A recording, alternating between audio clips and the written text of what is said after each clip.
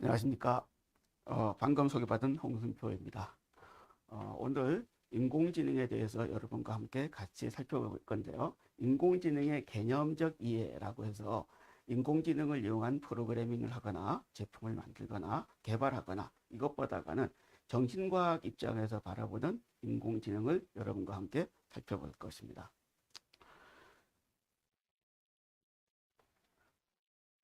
흔히 지능이라고 하면 생각하고 판단하고 행동하는 것을 지능이라고 하는데, 동물들도 지능이 있다 없다 많은 논란이 있습니다. 어떤 경우에는 있다고 하는 경우도 있고 없다고 하는 경우도 있고, 과연 동물들의 지능과 인간의 지능은 뭐가 다른가 했을 때 동물들은 인간처럼 행동하지는 않는다라는 것입니다. 동물들은 본능적으로 생각하고 본능적으로 판단하고 본능적으로 행동하는 것이기 때문에 인간과는 다르죠. 인간은 추상적인 것까지 고려해서 생각하고 판단하고 행동하게 됩니다.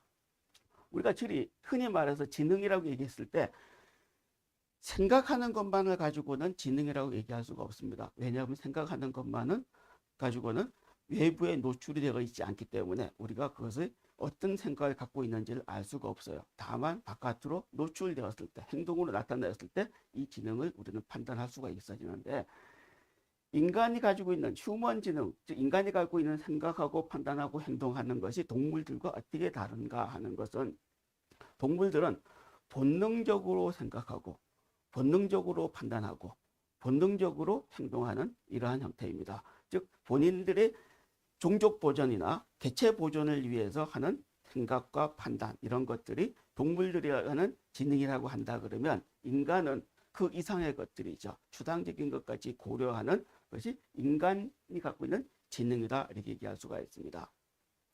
여기서 많은 경우에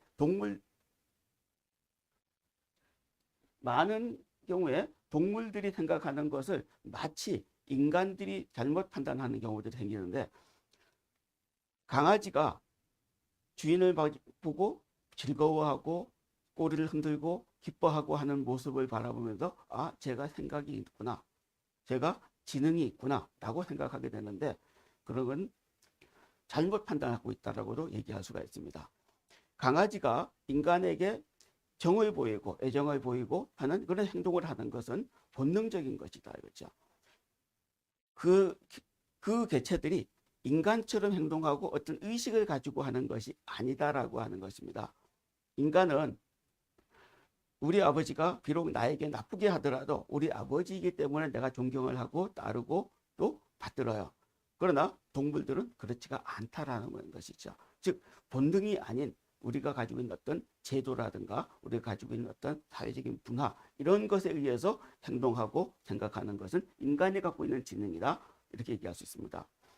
외계에서 외계의 어떤 생명체들이 지구에 만약에 왔다라고 가정했을 때, 우리는 그 외계 생명체 중에서 일부는 외계인이라고도 하고 그냥 외계 생명체라고도 부를 수 있어요.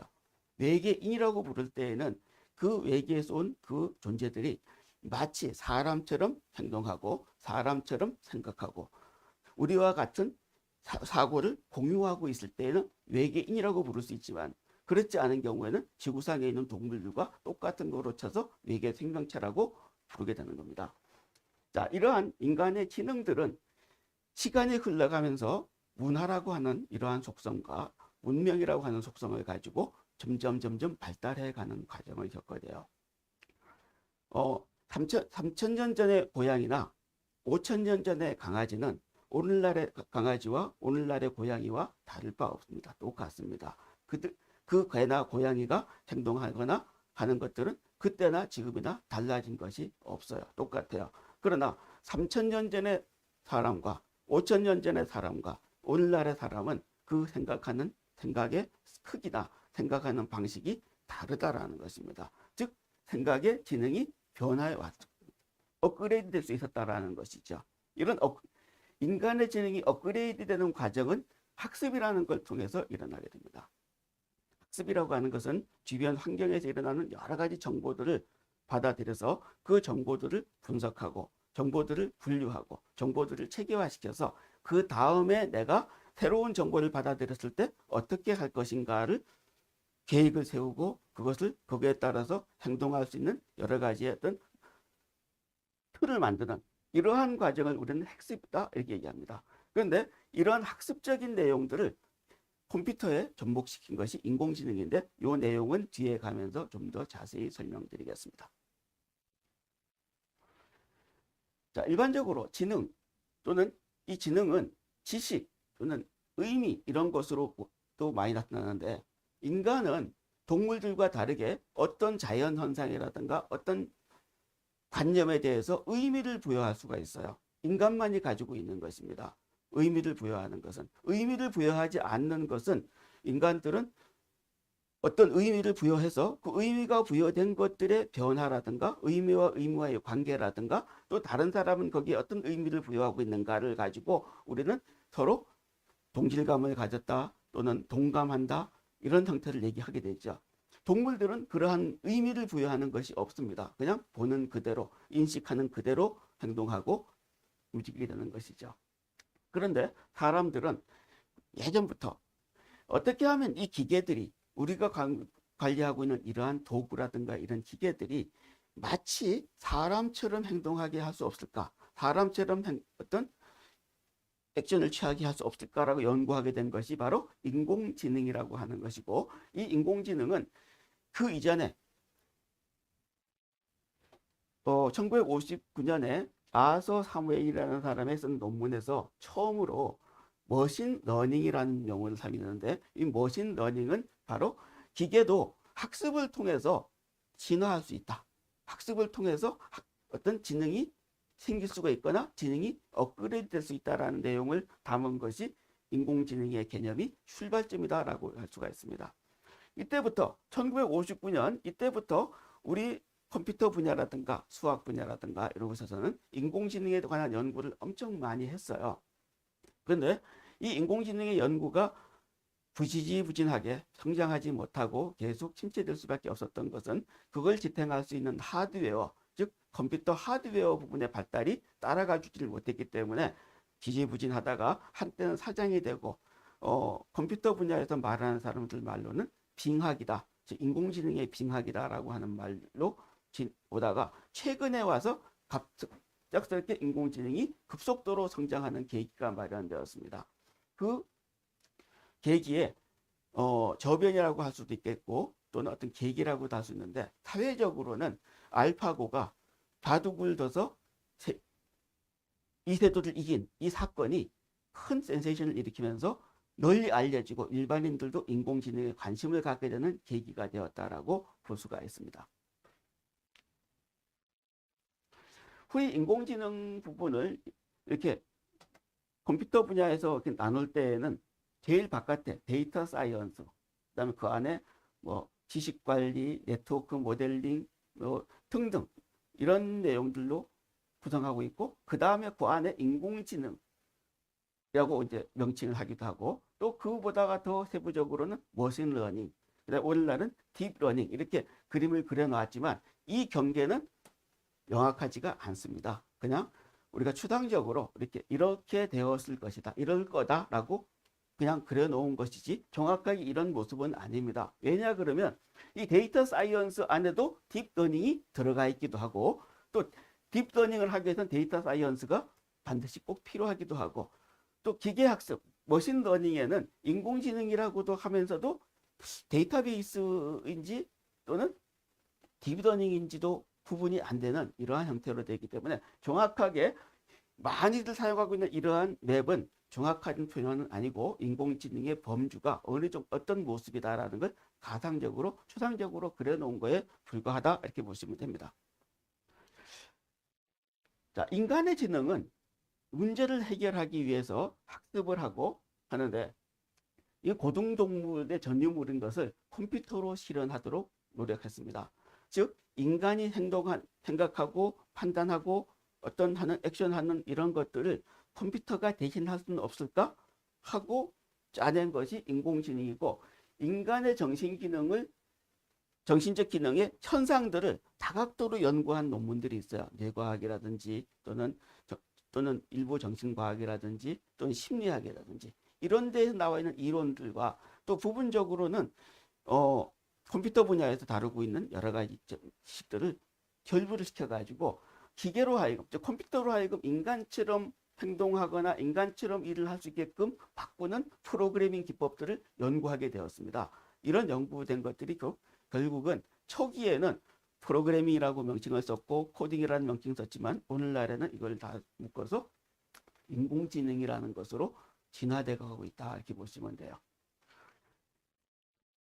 자, 그래서 우리는 지능이라고 하는 부분은, 지능이라고 하는 것은 주변 환경을 인식할 수 있어야 지능이 되는 거예요. 주변 환경이 인식하지 않으면, 주변 환경과 완전히 차단되어 있을 때는 지능이라고 얘기하지 않습니다. 즉, 내 혼자 눈을 감고 아무 주변과 차단, 또 이 연결 없이 혼자서 가만히 앉아서 아무리 많은 생각을 한다고 해서 그건 지능이라고 얘기하지 않습니다. 반드시 우리가 바깥으로 드러나는 어떤 액션이 취해졌을 때 우리는 지능이라고 얘기하고, 그러한 생각하고 판단하고 행동하는 이런 것들이 연결되어 있는 이런 구조를 되었을 때 우리는 지능 시스템이다, 이렇게 얘기합니다.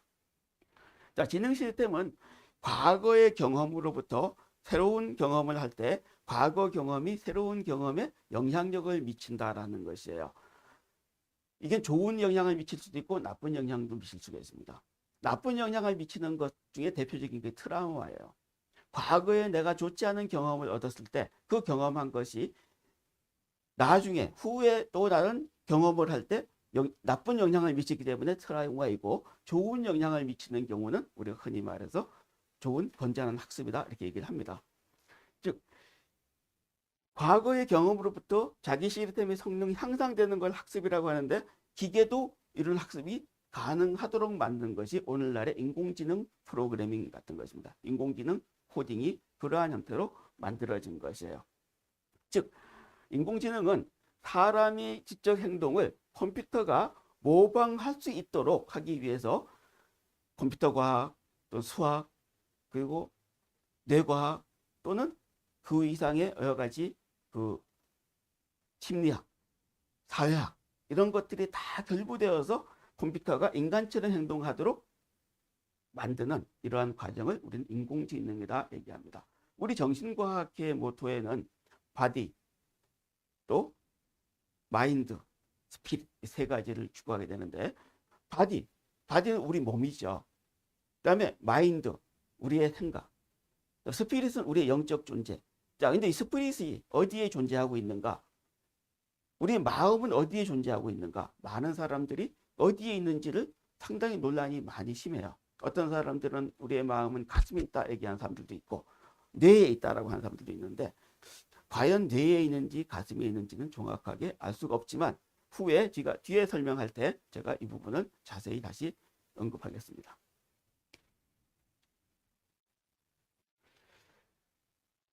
사람처럼 행동하는 시스템을 우리는 튜링 테스트라고 하는 이러한 과거의 어떤 실험이 있어요. 튜링 테스트는 어떤 거냐 그러면, 어떤 카메라에, 이 카메라에 내가 세모를 보여주면 이 카메라가 세모로 인식하고, 내가 네모를 보여주면 네모로 인식할 수도 있는 이러한 것처럼 사람이 인간의 기계에게 여러 가지 실험을 할 수가 있는데, 과거의 튜링 테스트는 인간하고 기계가 서로 대화를 하게 했어요. 대화를 하게 해가지고 사람이 대화하는, 인간과 기계가, 즉 컴퓨터가 대화를 했을 때 사람이 보이지 않는 저쪽에 컴퓨터가 대답하는 것이 저게 사람인 것 같아, 아니면 사람은 아닌 것 같아, 이렇게. 여기 대화라는 건 채팅을 통하는 거예요. 마치 우리 문자 메시지 주고받듯이 채팅을 해서 내가 채팅하는 상대가 사람인가 기계인가 구분이 안 되도록 하는 그러한 테스트를 해서, 만약에 상대가 기계가 아니고 사람이라고 인식을 하게 되면 튜링 테스트에 통과했기 때문에 상당히 고도로 발달된 기계다, 지능이 있는 기계처럼 우리가 인식할 수 있다라는 그러한 형태를 얘기합니다. 로봇공학, 최근에는 로봇들이 다양한 작업들을 하게 되죠. 공장에서는 용접을 하는 것도 있고, 또 식당에서는 음식을 배달하는 로봇들도 있고, 뭐 다양한 여러 가지 로봇들이 있습니다. 최근에는 이 로봇들이 탐사 로봇 같은 경우에는 인간이 갈 수 없는 곳에 인간 대신 가도록 만든 로봇들도 있어요. 근데 그 로봇이 마치 사람처럼 행동하는, 사람이 지능을 갖고 있는 것처럼 행동하는 것처럼 보이기 때문에 로봇들도 지능을 갖고 있는 거 아니야? 라고 생각을 하게 되는 것이죠. 자, 이와 같이 현재의 로봇 수준은 스스로 프로그래밍이 가능해져서 인간이 최초의 프로그래밍 한 것뿐만 아니고 프로그램이 새로운 프로그램을 만들고 그 프로그램이 또 새로운 프로그램을 만들고 그래서 프로그램이 업그레이드 되는 이러한 진화형 프로그램을 개발해서 로봇이 점점 지능을 갖는 것처럼 되는 겁니다. 점점 스스로 업그레이드 시킬 수 있는 그런 과정을 갖게 되는 것이죠.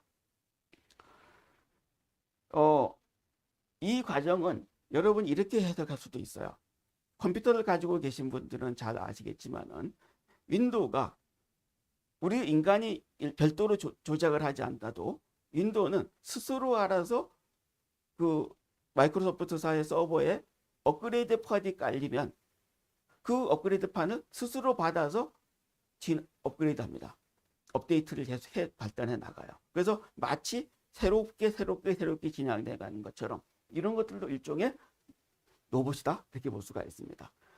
자, 그 사람처럼 행동하는 시스템을 만들기 위해서 인간들은 굉장히 많은 연구를 했어요. 심리학으로도 연구하고 또 컴퓨터 모델이나 인간 심리를 비교하기도 하고 또 자, 그런데 여러분들이 아는 NIS의 인텔리전스라고 되어 있는데 우리 많은 분들이 이 NIS를 인포메이션이라고 생각하는데 인포메이션과 인텔리전스는 다르다라고 합니다. 인포메이션은 단순히 하나의 정보예요. 단순히 정보. 그러나 인텔리전스는 지금 말한 것처럼 주어진 정보를 가지고 업데이트할 수 있고 주어진 정보를 분석할 수 있고 또 새로운 정보로 거듭날 수 있고 하도록 되어 있는 그런 걸 우리는 인텔리전스라고 인텔리전스는 바로 지능을 의미한다 이렇게 보시면 되겠습니다. 자, 그런데 이렇게 기계로 하여금 학습이 되어서 진행하도록 하는데 그럼 어떻게 학습을 시킬 거냐라는 것이죠. 자, 우리 학교에서 학생들을 가르칠 때 학습을 시키는데 학습하는 방법들이 여러 가지가 있어요. 강사가 그냥 주어진 대로 주입식 교육을 시킬 수도 있습니다. 주입식 교육을 시키고 또 어떤 경우에는 학생들 스스로 토론하면서 수업을 할 수 있기도 하고 또 과제를 가지고 와서 발표를 하게 하기도 합니다. 마찬가지로 이런 것처럼 학습 방법이 여러 가지가 있는데 이 학습 방법을 컴퓨터가 어떻게 하느냐에 따라서 학습 방법이 달라져요. 여기서 지도학습이라고 하는 것은 컴퓨터 프로그래머가 기계 즉 컴퓨터에게 프로그램을 짤 때 프로그램 짜는 것을 지도한다 이렇게 보시면 돼요. 즉 컴퓨터 프로그래머가 컴퓨터로 하여금 이런 행동을 하도록 만들어야 되겠어 하고 그 행동의 순서들을 쭉 만들고 그 경우의 수를 만들어서 그거대로 만들도록 프로그래밍 하는 걸 우리는 지도학습이다 이렇게 얘기합니다. 지도학습. 자, 지금 지도학습은 학교에서 선생들이 학생들에게 주입식 교육을 시키는 것과 같아요. 자, 그럼 이렇게 지도학습을 시킨 컴퓨터는 인공지능은 어떨까요? 주어진 방법과 주어진 환경과 다른 것들은 해낼 수가 없습니다. 주입식 교육을 받은 학생들이 창조성이 없듯이 이렇게 지도학습을 받은 컴퓨터, 즉 어떤 프로그래머가 주어진 조건대로 움직이도록 만들어진 이런 프로그램된 대로 컴퓨터가 작동하도록 된 것들은 지도학습이고, 자, 여기서 비지도학습이라는 게 있습니다. 비지도학습은 교재만 주는 거예요. 즉 학교에서 교사가 학생들에게 교재만 주고 니네들 알아서 공부해. 이게 비지도학습이에요. 알아서 공부해. 즉 컴퓨터에게 최근에 프로그래머들은 컴퓨터에게 자료만 잔뜩 줍니다. 즉 빅데이터라고 하는 자료만 잔뜩 주면 컴퓨터가 알아서 그 자료들을 어떤 룰대로 분류하고 분석해가지고 어떤 결과를 얻어내요. 그래서 얻어낸 결과가 인간이 봤을 때 어떤 의미가 있다라는 것이죠. 그래서 이건 비지도 학습이다. 즉 지도하지 않고 학습이 이루어지게 만든 거예요. 최근에 컴퓨터 프로그램들은 주로 비지도 학습을 많이 시킨다라는 것입니다. 이 비지도 학습의 대표적인 것이 바로 모방이에요. 최근에 여러분들이 많이 경험했을 거예요. 어떤 사람을 대신해서 마치 그 사람이 말하고 행동하는 것처럼 인터넷이나 또는 이런 매체를 통해서 전달되는 이러한 과정을 많이 보셨을 거예요. 최근에 대선에서도 그러한 것들을 보여주었었죠. 즉 어떤 사람이 본인이 직접 하지 않지만 아바타, 즉 그 프로그램에 나와 있는 이미지로 되어 있는 가상의 인물이 마치 그 실제 사람이 하는 것처럼 행동하고 실제 사람이 하는 것처럼 말하고 하는 이런 것들처럼 컴퓨터에게 그 자료들만 잔뜩 주면 컴퓨터가 알아서 그걸 가지고 그런 행동을 할 수 있게끔 가는 거예요. 또 어떤 경우도 있냐 그러면 최근에 많이 듣고 있는 것 중에 악보를 엄청나게 많이 줬더니 악보를 잔뜩 입력을 해줬더니 그 악보를 가지고 새로운 음악을 만들어낸다. 또 엄청나게 많은 그림들을 보여줬더니 그 입력을 해줬더니 그 그림을 가지고 새로운 그림을 만들어낸다. 또 지구상에 있는 많은 소설들을 입력해줬더니 그 소설을 가지고 새로운 소설을 만들어낸다. 요즘 인공지능으로 그런 거 많이 하죠. 자, 이런 것들이 다 디지도 학습이다라는 것입니다. 그러면 자기지도 학습은 지도 학습과 비지도 학습의 중간 단계에 속하는 것인데 이렇게 비지도 학습은 스스로 하도록 자료만 잔뜩 주는 거라고 치면 여기 자기지도 학습은 공부하는 방식을 가르치는 줘요. 이렇게 공부해야 돼. 근데 여기서 중요한 거 비지도 학습은 엄청나게 많은 시행착오를 겪을 수도 있지만 자기지도 학습은 스스로 자료 공부를 하되 어떤 기존적인 룰을 갖고 있기 때문에 이 같은 경우에는 시행착오가 적어진다라는 것입니다. 그다음 이 강화학습은 이 오늘날의 딥러닝이 강화학습의 가장 핵심인데 똑같은 동작을 반복해야 하면은 그것이 고착화되는 것이 강화학습이다 이렇게 보시면 돼요. 자, 강화학습의 대표적인 경우가 우리가 인간들도 마찬가지예요. 인간들도 어떤 반복된 동작을 꾸준하게 반복하다 보면 그 동작이 완전히 몸에 배어서 반복적으로 익숙해지는 이런 것처럼 컴퓨터에게도 같은 데이터를 반복적으로 계속해서 부여해주면 이것이 강화학습이라고 하는 통합을 쓰고 또 빠른 시간 내에 결과를 얻어낼 수 있는 이런 형태의 학습 방법이다 이렇게 보시면 됩니다. 자, 이건 컴퓨터에게 지금 하고 있는 학습 방법이 지도학습, 자기지도학습, 비지도학습, 강화학습 이런 것들인데 이러한 학습 방법들을 통틀어서 머신러닝이다 얘기하는 거고 이 머신러닝은 컴퓨터뿐만 아니고 인간들이 하고 있는 즉 인간들이 학교에서 또는 학원에서 수업을 하고 있는 수업 방식을 그대로 그 방식을 그대로 가져다가 컴퓨터에게 전복하였다라고 보시면 되겠습니다. 자, 가장 대표적인 지도학습 중에 하나는 이런 것이에요. 만약에 데이터가 X와 Y라고 하는 이런 것을 이런 관계를 갖고 있는 데이터들이 있다라고 합시다. 자, 만약에 X를 키, Y를 몸무게라고 합시다. 자, 키가 큰 사람들이 몸무게는 조금 더 크겠죠. 키가 큰 사람들은 키와 몸무게가 똑같은 상관은 않겠지만 대부분은 이런 형태를 가질 거예요. 이런 형태로.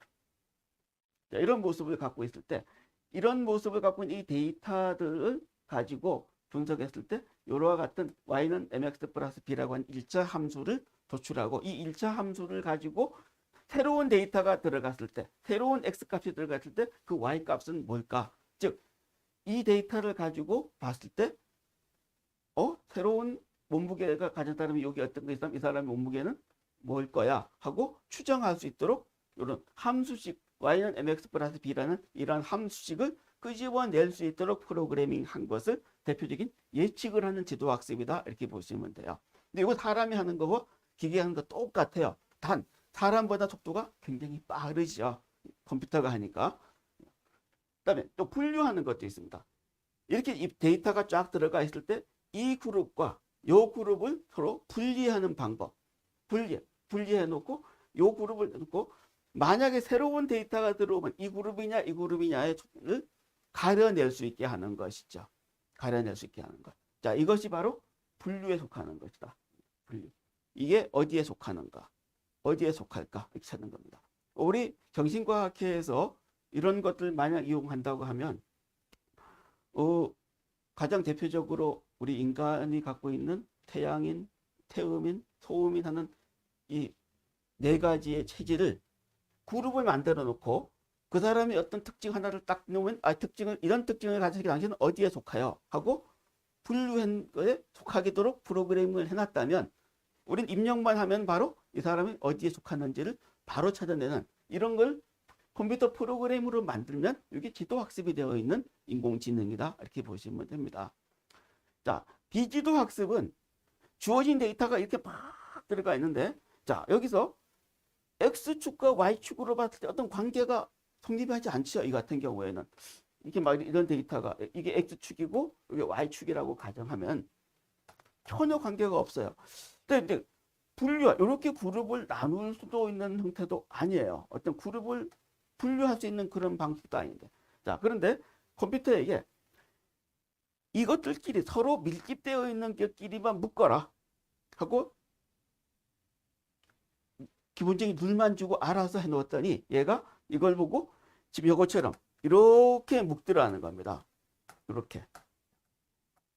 어떤 지금 여기 예측과 분류처럼 어떤 방식을 정해주지 않았지만 스스로 알아서 이걸 보고 이렇게 얘네들끼리 한 그룹일 거야 하고 스스로 알아서 묶어주는 있도록 자 이렇게 가까운 데 있는 것끼리 서로 그룹만 지어라 라고만 프로그램을 해줬더니 얘는 이런 그룹을 만들어요. 이건 비지도 학습이라는 겁니다. 데이터를 주기만 하면 알아서 자기가 스스로 분류해서 쪼개고 나누는 이러한 형태. 대표적인 예 중에 하나이겠죠. 자, 컴퓨터가 이런 형태로 하도록 지도 학습을 시키는 경우입니다. 자, 그럼 여기서 비지도 학습의 대표적인 예를 하나 들어 보일게요.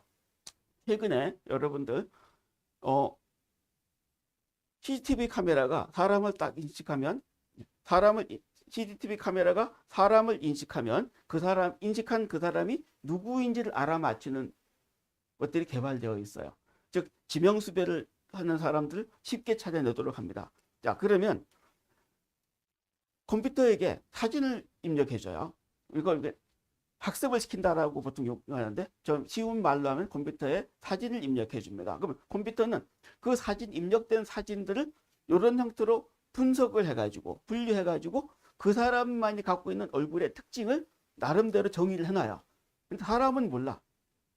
그걸 컴퓨터가 알아서 자기가 스스로 정의해놨다가 새로운 화면에 들어오면 CCTV를 통해서 화면에 들어오면 이 화면에 있는 이 전경들 중에서 그 아까 자기가 인식했던 그 사람의 그 인식과 같은 거야 다른 거야를 인식한 다음에 이거 지명수배 받은 사람입니다 아닙니다를 가려주는 이런 행위를 하는 것들도 최근에 개발이 되어 있어요. 자, 이런 것들이 비지도 학습의 가장 대표적인 케이스이고, 자, 강화학습이라고 하는 것은 예를 들어서 이 고습에서 이 코스들 딱 하나 보이는데 예를 하나 들어 보이겠습니다. 알파고가 이대들과 바둑을 둘 때 바둑 두는 사람은 항상 몇 수 앞을 내다본다 그랬죠. 내가 바둑을 던질 때 바둑과를 둘 때 다음 서로 두고 뒀을 때 여러 수 앞을 내다보고 즉 실제 두진 않았지만 머릿속에서 그걸 뒀을 때라는 걸 가상해서 이렇게 미리 어떻게 시뮬레이션 해본다라고 할까요? 그런 것들 하는데 알파고는 이세돌보다가 더 많이 끝까지 둬본다고 하는 겁니다. 굉장히 속도가 빠르니까 내가 이걸 뒀을 때 얘는 뭘 둘 거야 그 다음 뭘 줄까 해가지고 끝까지 둬봤을 때 자기가 최종적으로 이겼을 때를 걸 찾아서 준다는 거죠. 다음 도를. 그러니까 그만큼 승률이 높아지는 거예요. 더 먼 곳까지 내다볼 수 있었으니까. 그런데 중요한 것은 아무리 알파고라 하더라도 이 모든 경우 수십만 가지가 될 수 있는 경우를 다 해볼 수는 없잖아요. 다 해볼 수는 없어요. 그걸 다 하다 보면은 바둑 한 번 두고 다음 알을 던질 때까지는 아마 수시간 내지는 수일이 걸릴 수 있을 거예요. 그 경우 수에 워낙 많다 보니까 그걸 다 해보려면. 그래서 몇 가지만 해본다는 거예요. 몇 가지만. 자기가 가장 할 수 있는 가장 몇 가지를 끝까지 가보는 거예요. 몇 가지만. 그래서 끝까지 갔을 때 가장 승률이 높은 그걸 찾아서 다음 돌을 던지는 겁니다. 컴퓨터도 자원이 한정되어 있기 때문에, 속도가 제한되어 있기 때문인 것이죠. 이와 같은 강화학습은 하나 통하면 하나의 룰을 자기가 스스로 이렇게 과정을 갖으면 다음 과정도 항상 이 룰을 가지고 진행을 스스로 할 수 있도록 프로그래밍이 되어 있다. 이게 강화학습이다. 이렇게 보시면 됩니다. 자, 근데 이제 최근에 마지막에 제가 이제 딥러닝 얘기를 하는데, 진정한 인공지능은 딥러닝이에요. 딥러닝. 지금까지는 컴퓨터에 프로그래머가 프로그램을 만들고 그 프로그램 한 대로 컴퓨터가 움직이도록 한 거에 불과한 거예요. 근데 컴퓨터가 스스로 하도록 지금 바뀌는 과정이 바로 딥러닝인데, 요거는 이전과는 완전히 다른 개념입니다. 뭐냐면은 인간의 뇌 속에는 뉴런이라고 하는 이러한 모습의 것들이 있다고 합니다. 이러한 모습에서 이쪽 수상돌기에서는 이 수상돌기가 계속해서 이어졌다 그래요. 계속 이것들이 다발로 만들어져서 엄청나게 많은 것들이 뇌 속에 존재하는데, 사람의 뇌 속에는 요것들이 몇 개가 있느냐, 약 1000억 개 정도 있다라고 얘기합니다. 자, 이 뉴런들이 있어서 이 앞에 뉴런에서 뒷 뉴런에 있을 때는 앞 뉴런에 뒷 뉴런에 요것이 요 앞쪽이라고 가정합시다. 자, 요 뉴런에서는 화학 물질을 뿜어내요. 그다음에 이 화학 물질을 받은 요쪽 돌기에서는 받는 즉시 그거에 결부해서 전기 신호를 만들어서 전달을 합니다. 자, 그러면 계속해서 이어져 있는 이 뉴런 돌기들이 계속 연결되어서 진행하겠죠. 자, 근데 여기서 이 화학 물질의 종류와 양은 상황에 따라 다르다는 것이에요. 계속해서 이 뉴런들이 이런 것들이 우리 뇌 속에는 약 1000억 개 정도가 존재하는데, 이것들이 이어져서 마지막 어디까지 가느냐? 신경을 통해서 마지막 신경, 말초신경까지 다 연결되어 있다는 겁니다. 이런 구조를 가지고.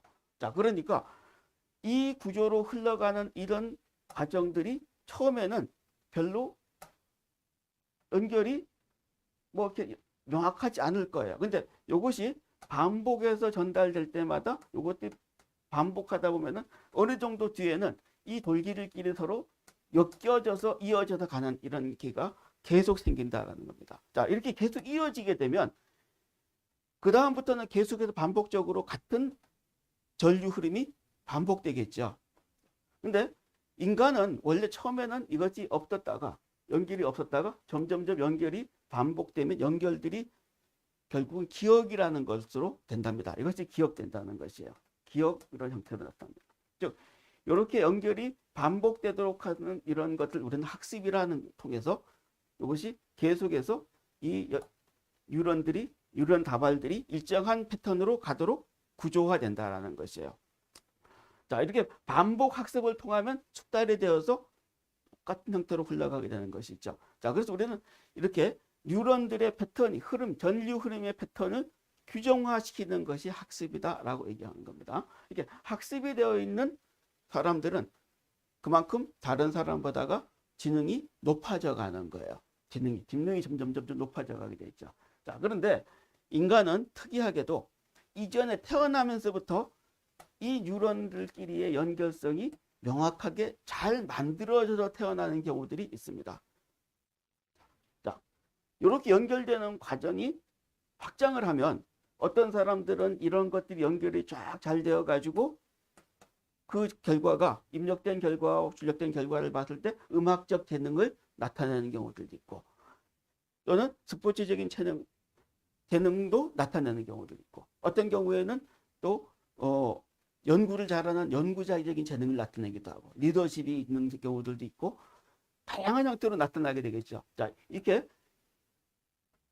이 뉴런 다발들의 모습이 어떻게 연결되어 있냐, 뇌 속에서 이 수많은 뇌 속에서 1000억 개 되는 뇌 속 그 뉴런들이 어떻게 구조되어 있느냐에 따라서 그 사람이 어떤 모습인가, 지금의 모습이 어떤 사람인가, 또 이것들이 잘못된 방향으로, 우리가 생각하는 잘못된 방향으로 흘러나가면 범죄자가 될 수도 있는 구조를 갖게 될 수도 있어요. 자, 이런 것들이. 자, 이렇게. 자, 이것들의 다발의 모습이 처음부터, 타고날 때부터 잘 고착되어 있는 경우는 천부적 재능을 가졌다라고 얘기하겠죠. 보통 우리가 천재라고 하는 사람들은 타고날 때부터 이것들이 이 뉴런 다발들의 어떤 패턴이 잘 형성되어 있는 것이고, 뒤에 학습을 통해서 이 뉴런 다발들이 어떤 모습을 가지도록 갖는 것입니다.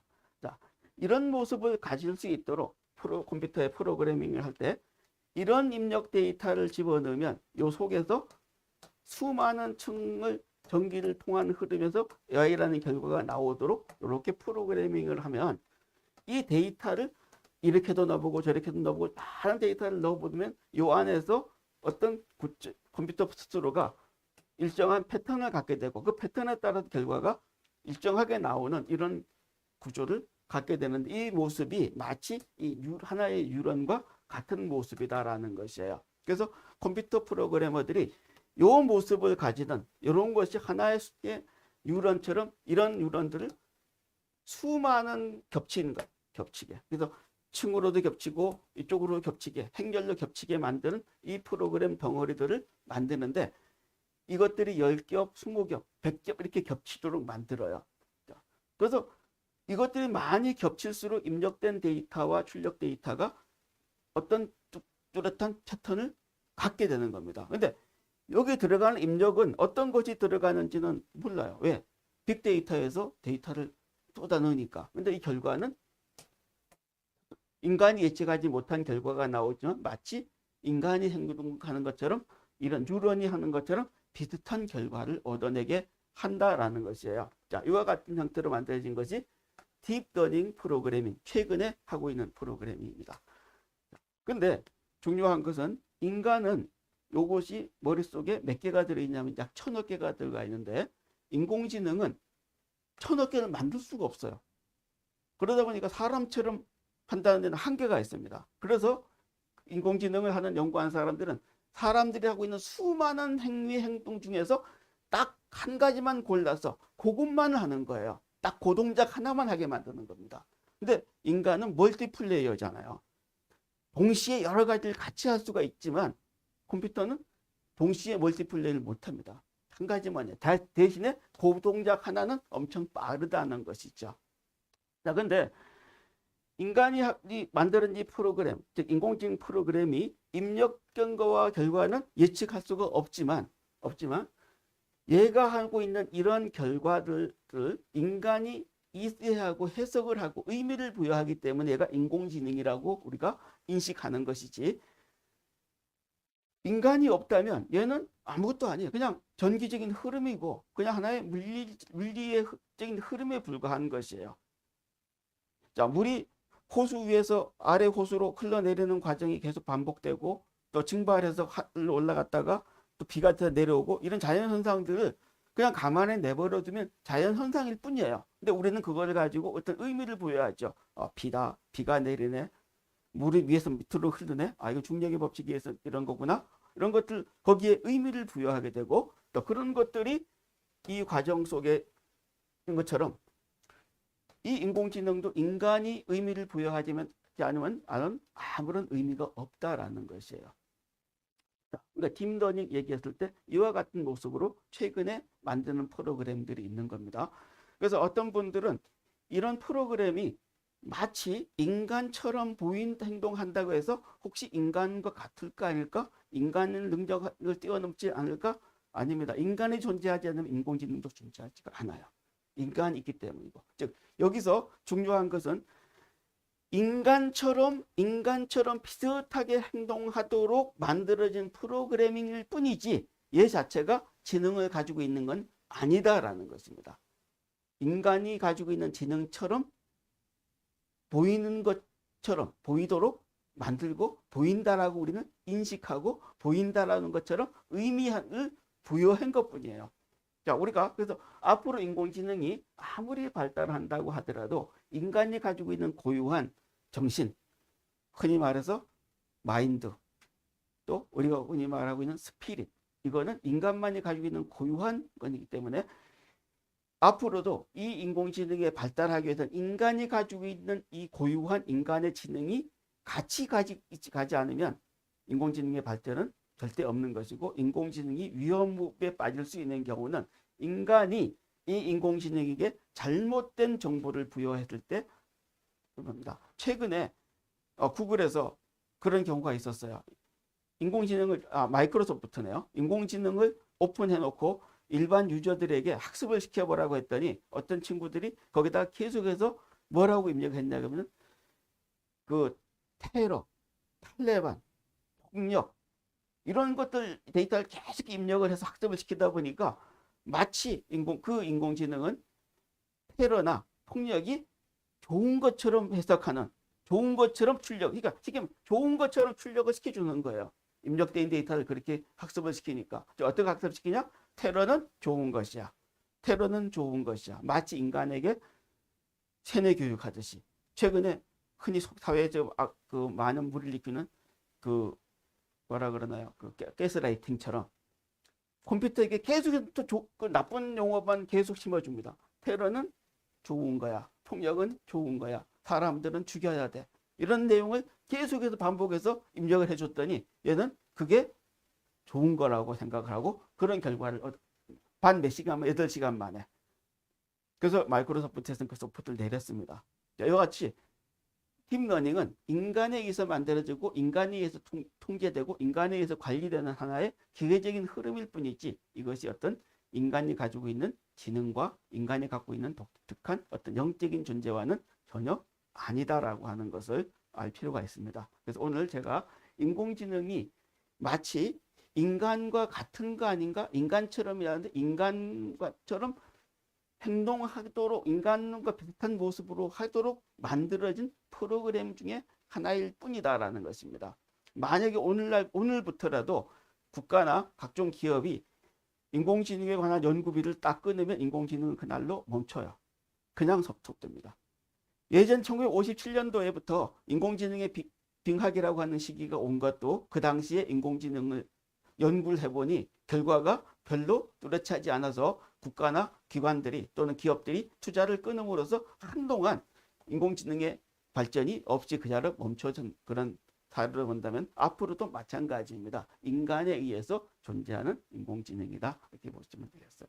자, 오늘 여기까지 하면서 인공지능에 관한 좀 더 많은 내용이나 좀 더 깊은 의미를 여러분이 필요하시면 연락 주시면 제가 성심껏 답변해 드리겠습니다.